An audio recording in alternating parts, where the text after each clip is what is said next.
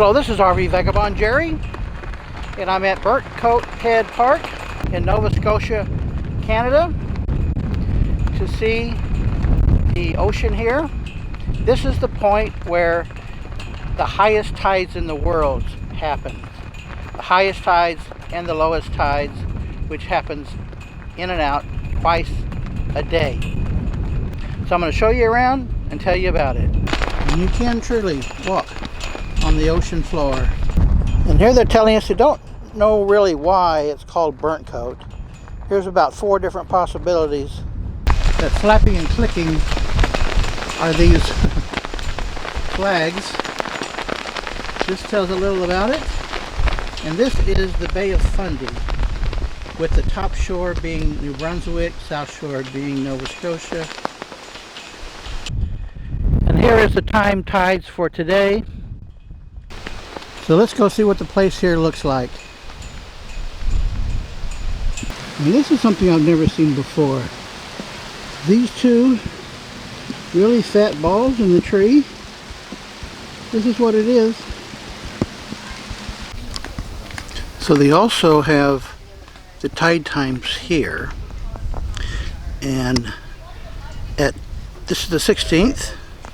So at 12:54 p.m. today was the high tide, which is 42.7 feet high, and right now it's at 5:30, so in about an hour and 20 minutes will be the low tide. And you can see here how low the water is. So these people are walking out on it there, so you can see all the little bits of water still hanging around. It's real dramatic up against the cliffside there.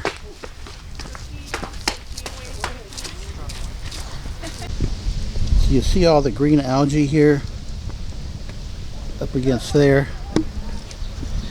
And I thought it would be a lot muddier, but there's a lot of rock on the floor, and then the sun dries it out pretty quickly, looks like. Just a little bit of puddles here and there. It looks like the water has gone out about, I'm guessing, 300 feet from where I am, which is a little bit up onto the rocks here. That's where you come down.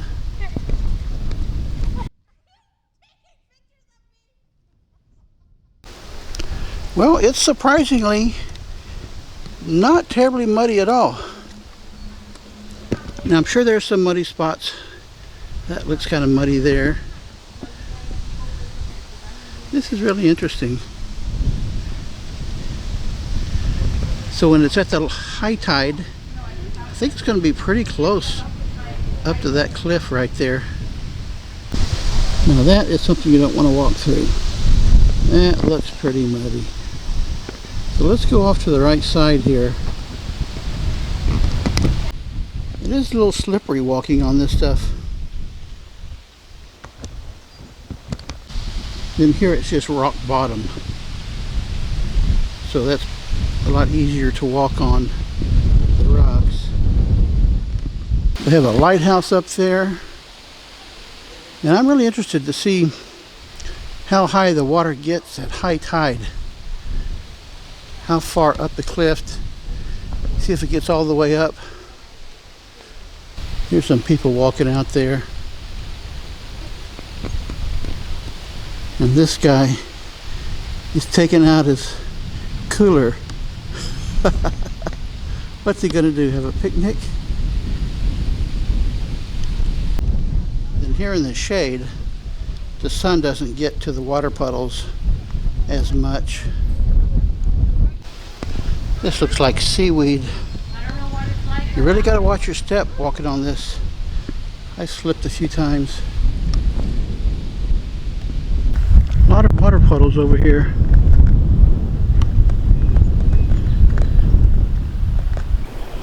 Well, I did slip on that green stuff there and fell down. So it is a little dangerous. Got some big water puddles over here. And it's going to be going out for at least an hour before it gets to the lowest point. Here's another shot back up onto the cliff. Well, I've made it right out to the water level here. You can't really see the tide moving out because the water is rippling. Got real small waves coming in.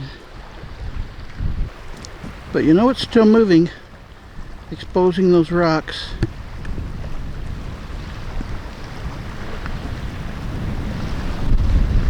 Makes me wonder where all these rocks have come from.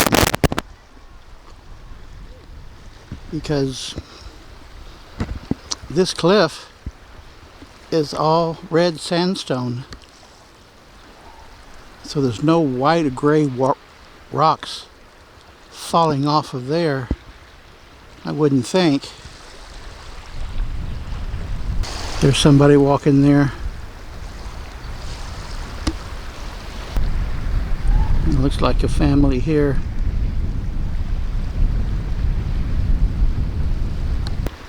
Well, it's only been a few minutes and the water on this side of that rock that I showed you earlier is gone now.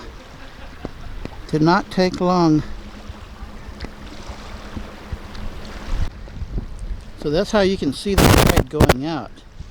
Just pick a rock that's right on the edge of the water. Just watch it for a few minutes and see how much it changes. In fact, now the water has gone out a few feet past that rock. And it's about 6 hours from high tide to low tide, and then back to high tide again and low tide again. It's about 6 hours between each high and low. Well, I think I'm going to head up back now.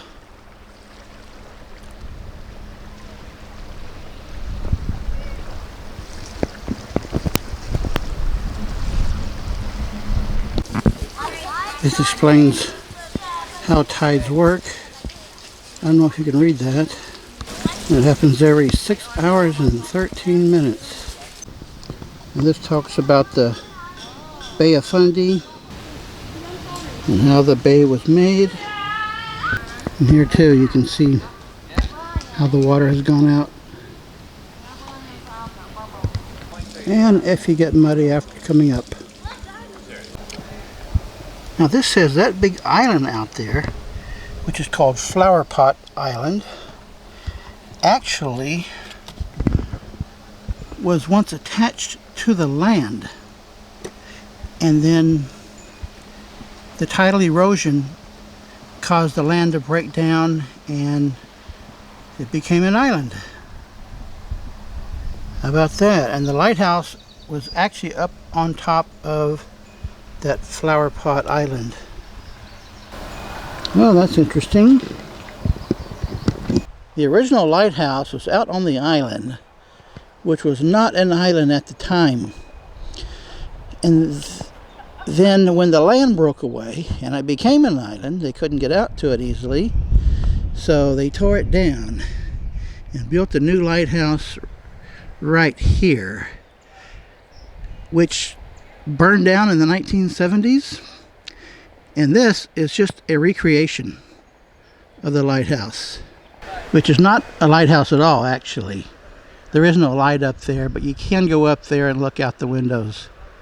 The first floor is a visitor center and gift shop, and they have some rock displays here. This is the second floor of the lighthouse, which is pretty empty. It just has some things on the wall. And that Fresnel lens. You might want to read this if you can.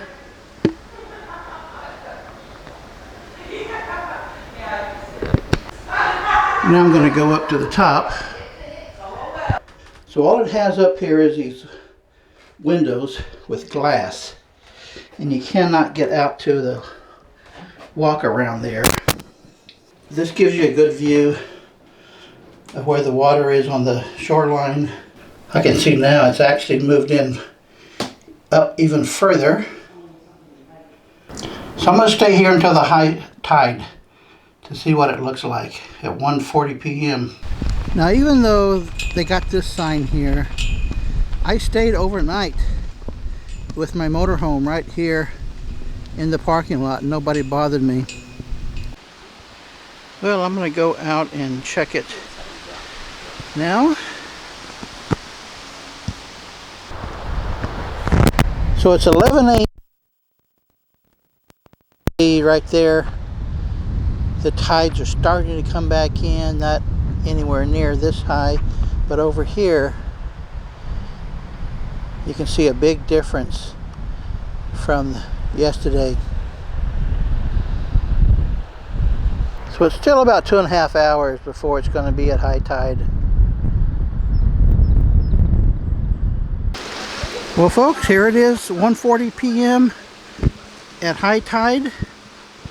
Not near as high as I was hoping for.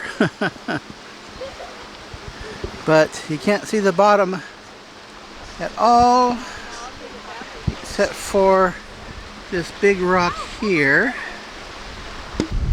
And where the rock is really high on this side, you can see.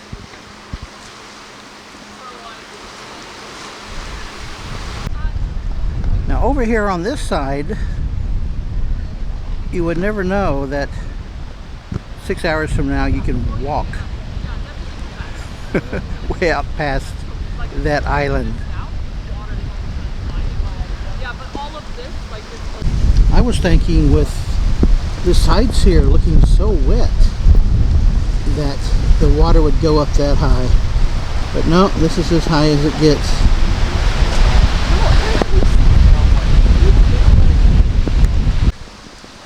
So I think it's pretty dramatic to see the difference between low and high tides here.